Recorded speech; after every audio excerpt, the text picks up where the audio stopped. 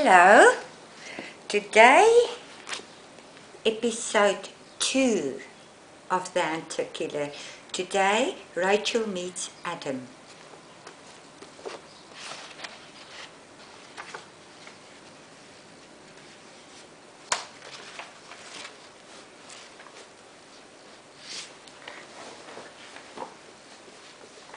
Rachel opened the front door of her sister's house with her spare key and stepped inside.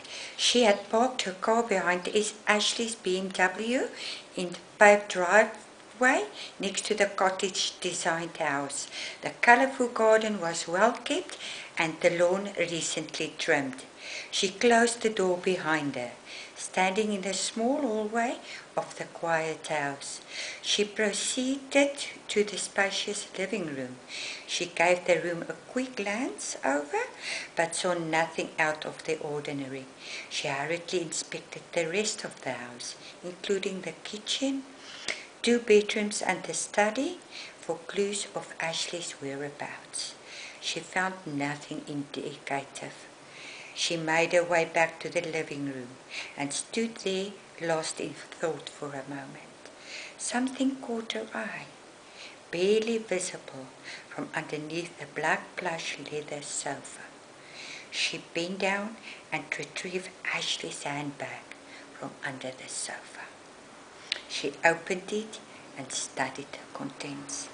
The bag contained Ashley's keys, her wallet with all her personal documents, her cell phone, makeup, her pills, and her little daily planner. Rachel felt fear rushing through her heart. It was things that her sister would not be caught dead without. Oh no! What a horrible thought! She immediately erased it out of her mind. She finally came to a decision. It was time to inform the police of Ashley's disappearance. She closed the handbag and put it down on the ground table with its glass top. She made the call from Ashley's home telephone. She explained her fears to the sergeant who answered the phone, and he put her through to Detective Caren. Lieutenant Detective Caren here. His deep velvet voice soothed the raw nerves over her. Rachel introduced herself, and Adam Caren listened intently while she explained the situation to him in a more detailed version. Gathering all she told him, it sounded to him that there might be reason to suspect foul play. He decided on a personal call. Miss Arquette, where are you now? She gave him Ashley's address. Writing it down, he saw that it was a 10-minute drive from the police station. I'll be there in 10 minutes. She thanked him gratefully, and they hung up. Rachel heard the doorbell ring. She hurried to the door and opened it. Miss Arquette? I'm Detective Adam Caren. She studied the big man's muscled body starting at his feet. Her gaze travelled over his lean hips, flat stomach and broad chest, past full lips, a perfect nose, and ended looking up into startling dark blue eyes, watching her with an amused glint. Please come in, she invited, blushing furiously. He walked into the living room and with a trained eye quickly looked around the plain but stylish room. As in Rachel's case, he could see nothing out of the ordinary at first glance. He, however, noticed a single enlarged photo standing in its frame on the glossy grand piano.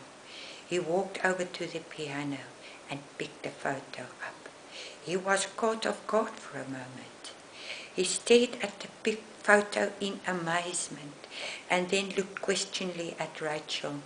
She couldn't help but smile at his surprised look. Yes, detective, that is Ashley and me. We are identical twins. He recovered from the unsuspected surprise and put the photo carefully back in its place. Well, you could have knocked me down with a feather just now. You could have warned me over the telephone, he remarked dryly, and then turned serious before she could reply. Show me the rest of the house. She gave him a quick tour of the house, and they finally reached the neat living room again.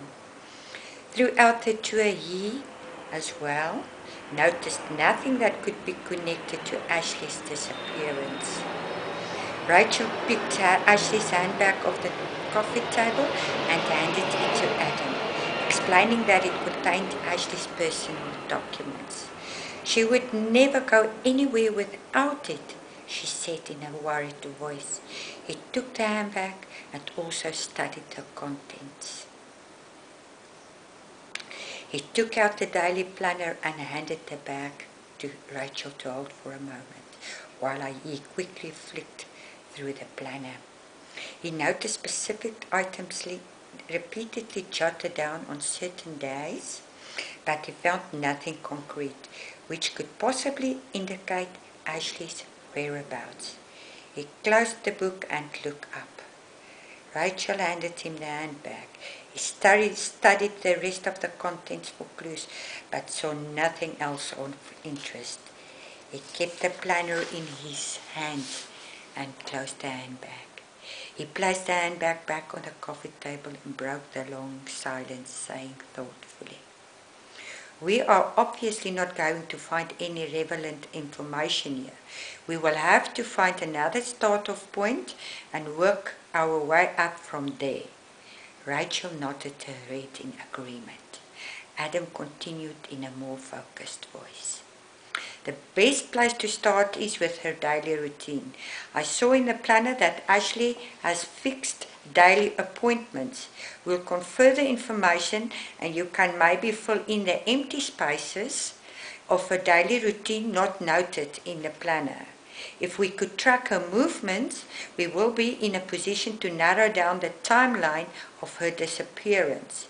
We will then be able to get to the who and the how, which will lead us to Ashley's location.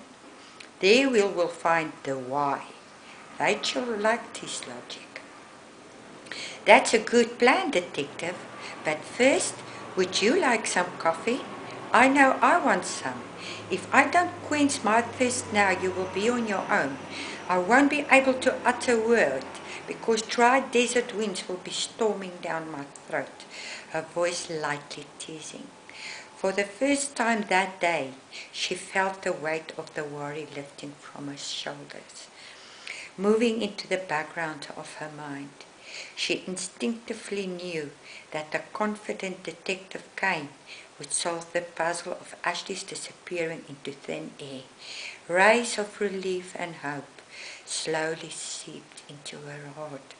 Everything was going to be fine. They would find Ashley and things would go back to normal. End episode 2.